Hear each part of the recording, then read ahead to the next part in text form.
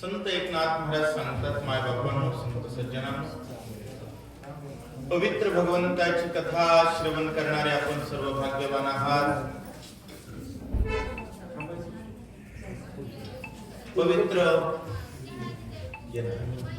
पवित्र पुण्यभूमी वागदरवाडी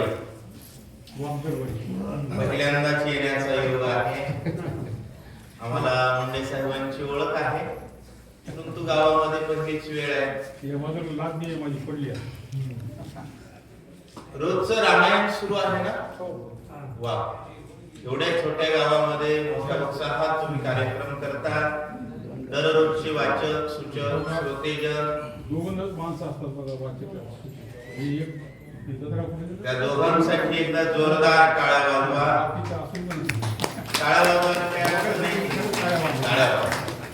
कारण त्यांनी रोज सेवा केली म्हणून आज आपल्याला शक्तीचा आनंद मिळतोय. आणि गाव जिवंत असल्याचं लक्षण आहे. रामायण असणं हे गाव जिवंत असल्याचं लक्षण. गावात 5000 माणसं असतील आणि रामायण नसेल तर गाव मेलेलंच आहे. बरोबर आहे. कारण शरीराला हात, पाय, नाक सगळं आहे, पण जीव नसेल तर जाळायचंच आहे. तसं माणसं किती जरी जास्त असतील आणि रामायण नसेल तर ती गाव मेलेलं आहे. तो एवढं छोटं गाव आहे पण जिवंत आहे. राम भक्तीत रत आहे. सर्वांचं अभिनंदन. दर्शनाचा योग, प्रतिपाद्य कथेचा विषय असा आहे. आम्हाला साहेबांचं गाव एवढंच माहिती होतं आणि मुद्दाम भेटायला आलो. प्रतिपाद्य विषय अशा प्रकारचा आहे. रामचंद्र प्रभू समजून भारताला बोलू लागले. काय बोलताय? तू युद्ध धर्म सांगितले, दूषण लागे तुझ्या वंशाला, तुझ्या कुळाला वट्टा लागेल आणि बाकी सगळ्यांना त्रास होईल. देवा, असं करणं योग्य नाही. हनुमंताची विनंती आहे. काही केल्यानं राम उठेल, राम उठल्यानं राम सोबत येतील, आल्यानं रावण मरेल आणि जगती तलावरती रामराज्य येईल. कारण भक्ताचा उद्देश एकच आहे, जग सुखी राहिलं पाहिजे आणि सुखी राहण्यासाठी रामराज्य आलं पाहिजे. व्यतिरिक्त होऊ शकत नाही. हनुमान तळमळ करतायत. पूर्वी शिष्टांचे वेळे झुंजोडीचे नेरेसी गोळामुळे एकाचे मी पाय बळे तिने सगळं देवी मारू. आणि देवा, तुम्ही नित्य धर्माच्या गोष्टी खूप केल्या आधी. पूर्वी शिष्टाईचे वेळे झुंजो नेदिसी आव्हानं ज्यावेळेस लंका धडधड धडधड भडभड भडभड जाळू लागली, त्यावेळेस तुम्ही काय म्हणलात? हे बरं नाही, एकाचे मी पाप बळे. खरं सांगा, एकाचं पाप बळ आहे का सगळ्यांचं आहे? आपल्याला वाटतं रावणच पापी आहे. राक्षस काय सप्ता करतात का? सगळी राक्षस पापीच आहे आणि सर्वच राक्षस मारण्यासाठी देवाचा अवतार आहे. परंतु सामान्य समाजाला आदर्श कळावा म्हणून भगवंतानं सामनीतीचं विश्लेषण केलं. युद्धकांडाच्या 7व्या अध्यायामध्ये युद्धामध्ये परमार्थ हे सामनीतीचं लक्षण आहे आणि त्याचं प्रतिपादन तुम्ही केलात आणि दीन दयाळ असल्याचं दाखवलं. देवा, ती दया आज कुठे गेली? फक्त पडले आणि तुम्ही येऊन इथं बसलात, हे योग्य नाही असं बोलतात. ऐशा कृपाळू रघुनाथा न विसंबसी निज भक्ता ते सकळणी सांडिता दयाळुता काय झाली. ऐशा कृपाळू रघुनाथा, एवढी कृपा करणारे असणारे भगवंता आज भक्त रणभूमीच्या ठिकाणी पडलेत आणि तुम्ही पळत इथं आलात. ती दयाळुता कुठं गेली? कारण तुमचं तुम्ही आठवा.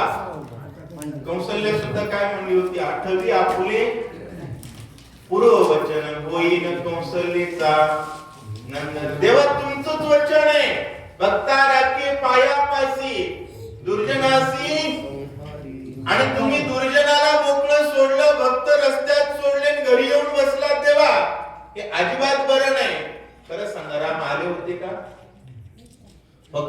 वाटलं होतं हनुमंताला आलेत. भक्तासाठी देवासोबत भांडण करणारा महात्मा हनुमान आहे. जगासाठी एवढी मोठी तळमळ आहे म्हणून त्याचं गावोगाव मंदिर बांधलंय बरं का. कारण त्याच्या दारात आलं, त्याच्याशी ओळख झाली तर यमापासून सुटका निश्चित होते. पण लोकांना यमाची हौस आहे. बरोबर आहे. लोकांना आजकाल पाहून पण फक्त कोणाशी करा वाटायला, यमाचा पाहुणा म्हणून तो मंदिरावर येत नाही. गावोगाव मंदिराला जायला लागण्याची कारण काय? या प्रत्येकाला वाटायला यम राजा माझं किती स्वागत करेल, त्याच्यासोबत काय आनंद असेल. मार खाताना कळतो, एरवी लक्षात येत नाही, सांगून सुद्धा डोळे उघडत नाहीत. स्वर्गी चिंतिती सुरवर रावणा मारील रामचंद्र, बंद सोडविल समग्र निरंतर वाट पाहती. अहो देवा, स्वर्गातली सुरवर देव लोक तुमची वाट पाहतायत केव्हा भगवान येतील, रावणाला मारतील आणि त्याच्या जाचातून आम्ही सुटू. अहो देवा, वाट बघणाऱ्यांची थोडी काळजी घ्या, थोडा विचार करा, नाहीतर सगळ्यांचीच वाट लागेल. देवा तुम्ही कृपा करा, विनंती बजरंग बली करताय.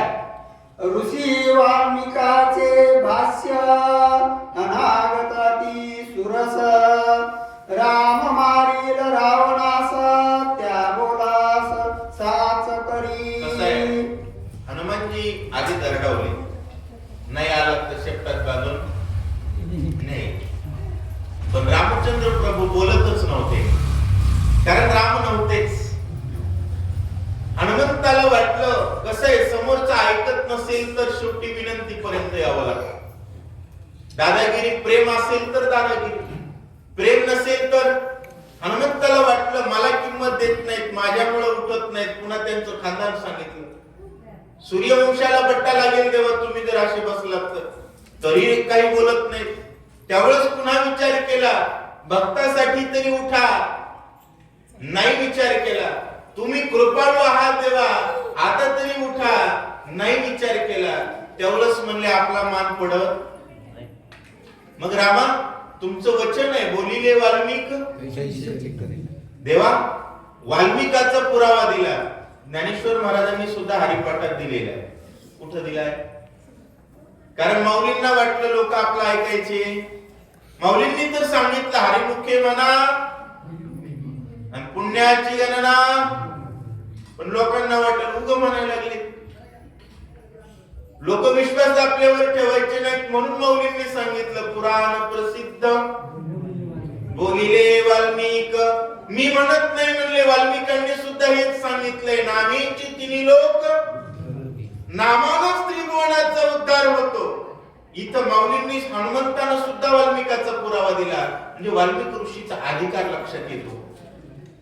माऊली सुद्धा वाल्मिक ऋषींचा पुरावा देतात आणि बजरंग बली सुद्धा वाल्मिक ऋषींचा पुरावा देऊ लागले. देवा आमचा मान पडत नाही ना, त्या वाल्मिकाचा तरी मान ठेवा. राम मारील रावणास या बोलास. देवा आमचा विषय सोडा, पण त्यांचा तरी शब्द खरा करा. उठा, धनुष्यबाण घ्या आणि एवढा रावण मारा. प्रतिपाळे वेदासी, संरक्षावे पुराणासी, नुलंगावे ऋषी वचनासी, प्रतिज्ञा ऐसी श्रीरामा. रामा तुमची प्रतिज्ञा आहे कोणती?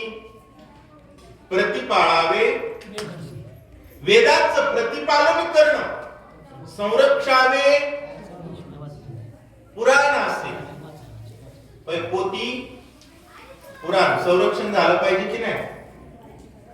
माणसं पराकत बंद पाडून घरी झोपायला तर करा भुरतेत महाराज. काय होईल याची चिंता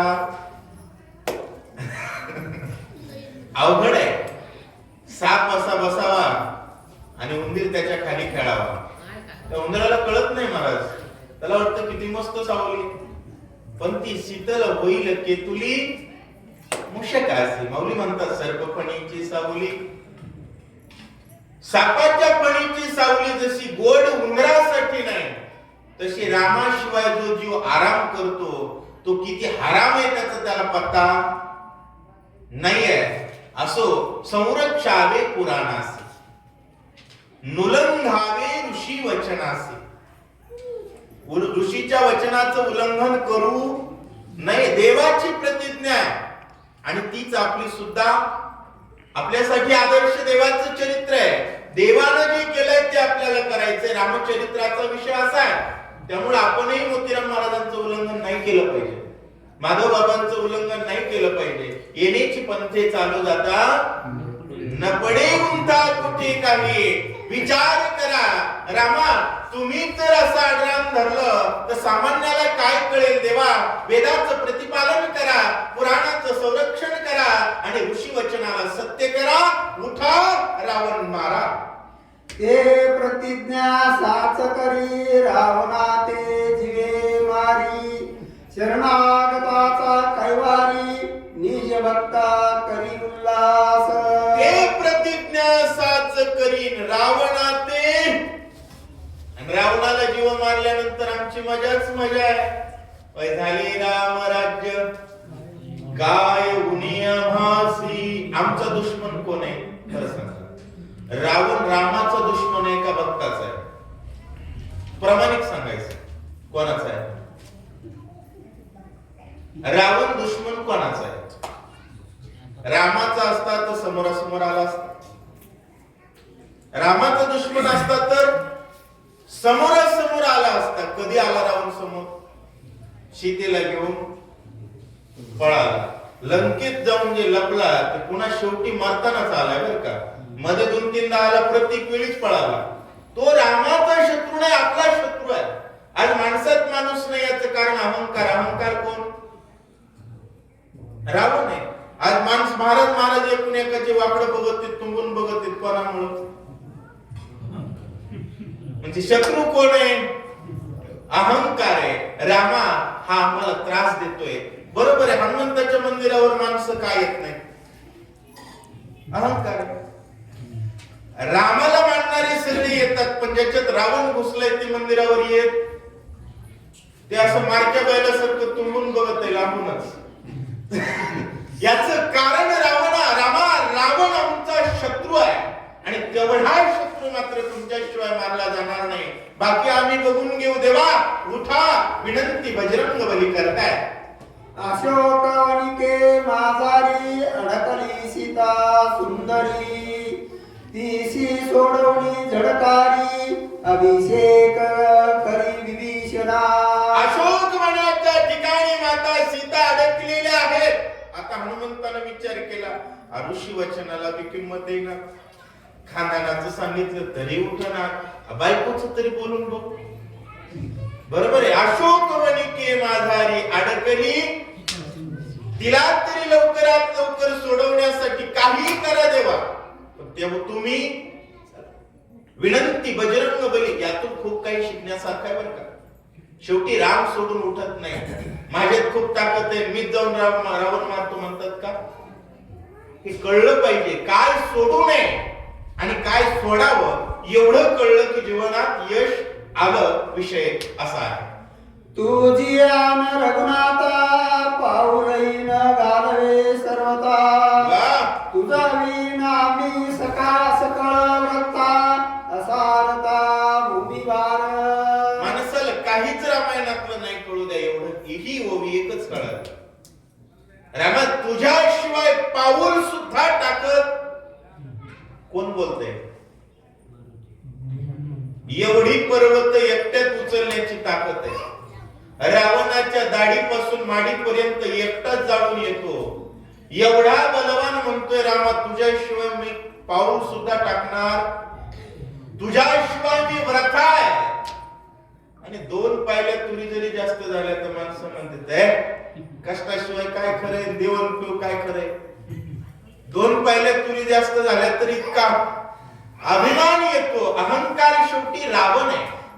आणि आपण भक्त कोणाचे? रामाचे. एवढं कळलं पाहिजे. तुझं मी आम्ही सकळ व्रता. नाही तर बरीच माणसं म्हणतात रामायण वाचून आम्हाला काहीच गरजच नाही. हो होय मुंडे साहेब, रामायणाची आम्हाला गरजच नाही अशीही माणसं ऐकलेत आम्ही. ती केवळ अज्ञान आहे. काय आहे? अज्ञान आहे. हनुमानजी म्हणू लागले, भगवंता तुमच्याशिवाय आम्ही फक्त पृथ्वीवर ओझव.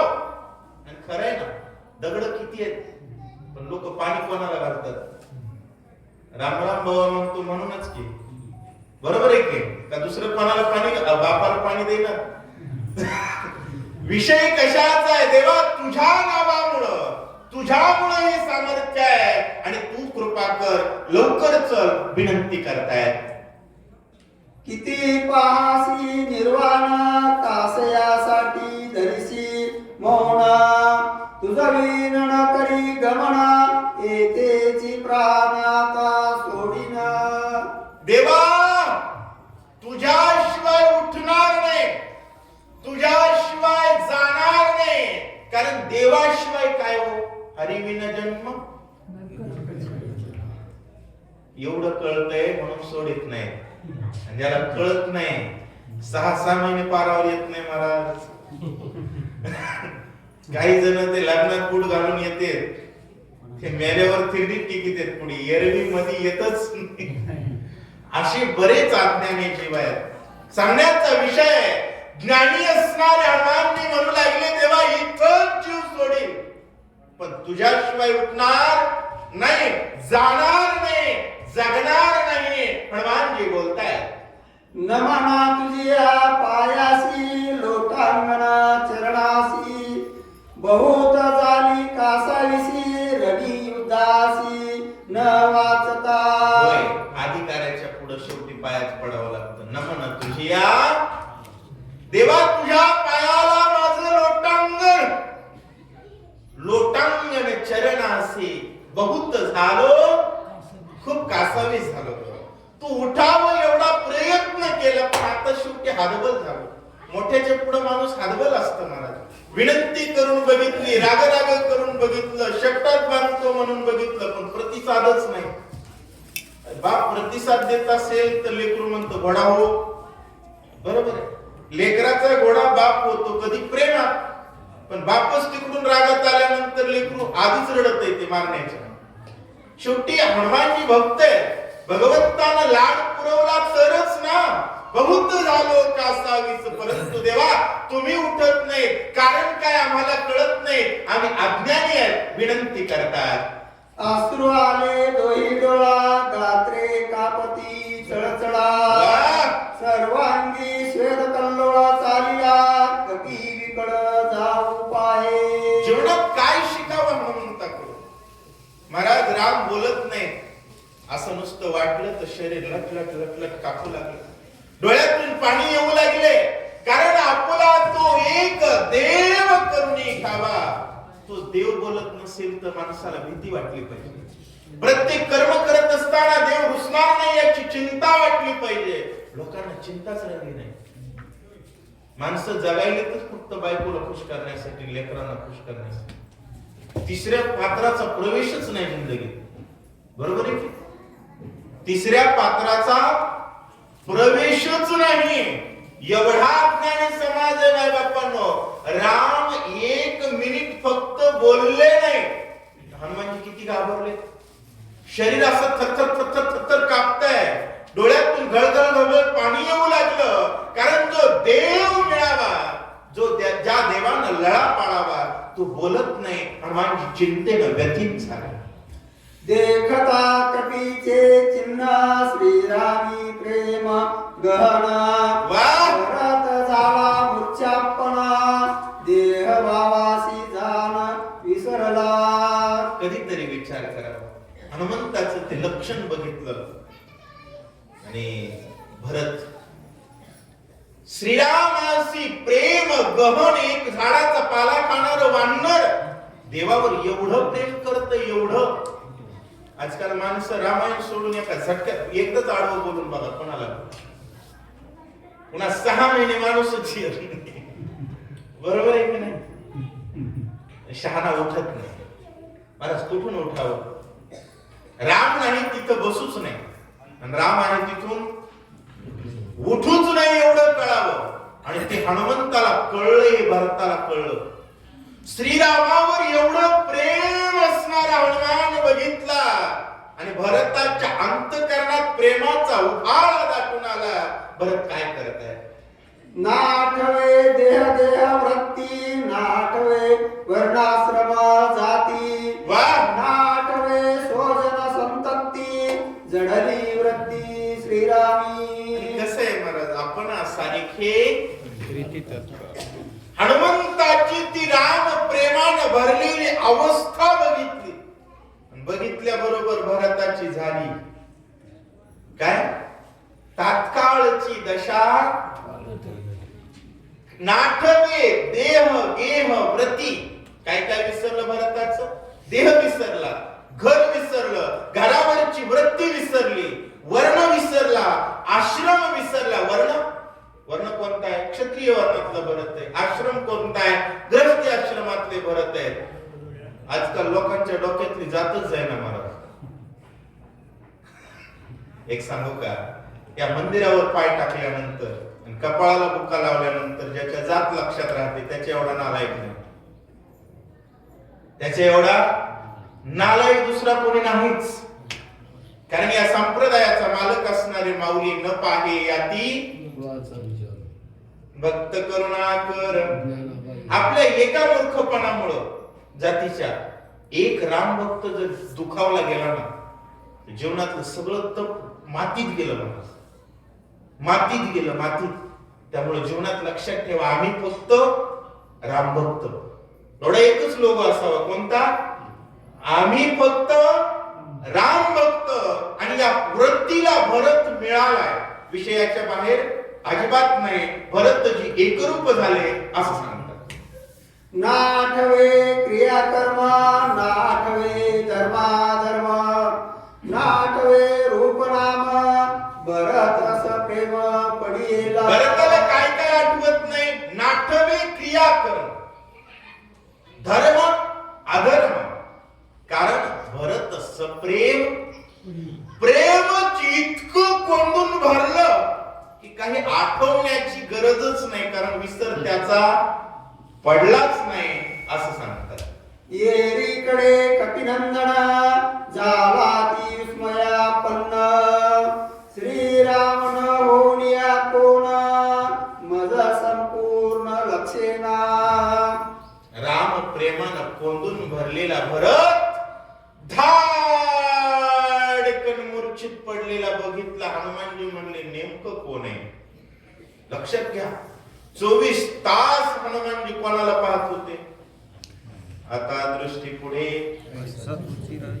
24 तास आवडे निरंतर त्याला चकली व्हावी इतका भरत आणि राम सारखे होते. मला एवढे सारखे होते.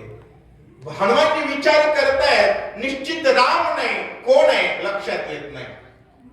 दिसे श्रीराम सादृश्य देही, एकं शरण गुणा नाही, रूप लावण्य गुण काही उरे नाही श्रीरामा. दिसे श्रीराम सादृश्य देही. रामासारखा देहाचा दिसतोय. एक अंश सुद्धा रामापेक्षा वेगळा. मला राम अख्खा कळत होता बरं का हनुमंताला. सुंदरकांडातले 29व्या अध्यायात सीतेनं राम विचारला, थोडं उशीर झाले का? आम्हाला कल्पना देत जावा बरं वेळेची वगैरे. श्रीराम सादृश्य देही आणि एक अंश गुणा नाही. मग कोण आहे नेमकं लक्षात येत नाही असं सांगतात. ठाण मान नेटका, मेघश्याम तनु देखा, कासे पितांबर सुरेखा, स्वरूप देखा साजिरे. ठाण मान नेटका, मेघश्याम, जसा राम तसा भरत आहे. कोण आहे हनुमंताच्या लक्षात येत नाही. कपी विचारी मनात, तव भरत झाला सावचित, गालोनी लोटांगण त्वरित, कपिनाथ विनविला. एवढा हनुमानजी विचार करतात तेवढ्या वेळात मूर्छित पडलेले भरतजी सावध झाले. झाडाचा पाला खाणारे एक वानर आहे. हनुमानजी म्हणजे कोण आहे? एक वानर आहे. पण चक्रवर्ती सम्राट भरत आहे. आजही अयोध्येचं कारभार कोणाकडे? गावात जात नसतील तरी कारभार कोणाकडे? पण तो चटकन पाया पडले कोणाच्या? हनुमंताच्या. हनुमानच्या अंगावर गेले. भरतजी का? भाव महत्वाचा आहे. हा रामाचा वानर आहे म्हणून त्याच्या भरतजी पाया पडतात असं सांगताय. तू रामाचा निज भक्त सखा जीव लाग हनुमंत, रामाज्ञेशी नित्यांकित राम सेवित सर्वदा. तू रामाचा वानर आहेस आणि राम सेवित सर्वदा. राम आज्ञेच्या अंकित आहेस म्हणून वंदन. आजकाल लोक मोठी गाडी असेल आणि इस्त्रीचे कपडे असतील महाराजाचे तरच पाया पडतात. नाही तर महाराजाच्या गावातले रामायण वाचणार सांगणार आहे तर बघतच नाही तो. त्याला येड्यात काढते. शपथ सांगू का, तुम्ही ऋषिकेशच्या महाराजाच्या जरी पाया पडला तर गावच्या कडवाकडे बघितला तुमचं वाटूनच होते. आईची शपथ सांगतो. गावच्याला सन्मान देता आला पाहिजे पण कोणाला? रोज रामायणाला येणारा. अहंकारी नसावा. गावच्यानं पण विचार करायचा. अहंकारी नको. आपण रामभक्त आहोत याचा विचार असला पाहिजे. हनुमानजींच्या भरतजी पाया पडतात. मी श्रीरामाचा धाकटा बंधू भजन महाबंधू, नायके श्रीराम कथा गंधू अभाग्य सिंधू मी एक. हनुमंता तुम्ही भाग्यवान आहात कारण भजनात आहात. मी अभाग्य आहे कारण भजनात. मी भजनहीन आहे. मी महामंद आहे. खरंच आहेत का? ही विनम्रता भरताची आहे. कारण कसं आहे, प्रत्येक जण भजनानं नटलेला पाहिजे बरं का. प्रत्येक जणाला वाटलं पाहिजे समोरचा माझ्यापेक्षा जास्त भजन करतोय. तुम्ही विचार करा, धंदेवाले कधी सांगतात का आमचा धंदा भारी तुमच्यापेक्षा चालवलाय म्हणून? ते दुसऱ्यालाच किंमत देतात. दुसऱ्याचाच मोठेपणा गातात. संसारिक लोक शेतातली पट्टी आपली जास्त झाली तरी कमी झाली म्हणतात ना. शेजाऱ्यालाच म्हणतात तुमचं चांगलं चालू आहे. तसं भजनात करायचं. तसं कुठे करायचं?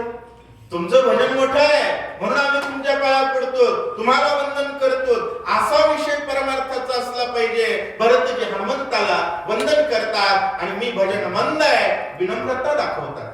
नायके श्रीरामाचे नाम, नाटवे श्रीरामाचे कर्म, ना देखे श्रीरामाचे प्रेम, भजनाधम मी एक.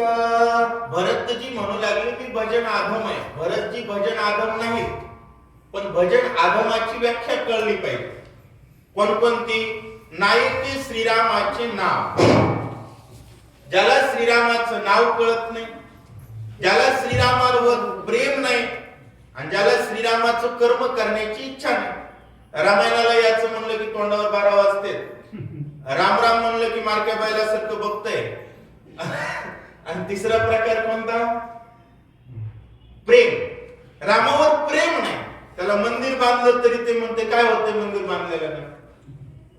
अशा प्रकारचे जे नमुने असतात त्याला भजन आधम म्हणावं, पापी म्हणावं. अशा प्रकारे पाप्याची व्याख्या ग्रंथकर्ते सांगू लागलेले आहे. तू पुंडरी कवर्दे रामकृष्ण हरी. वाचण्यासाठी किशन भारती गोष्टगाव आणि सांगण्यासाठी माधव महाराज केंद्रीय.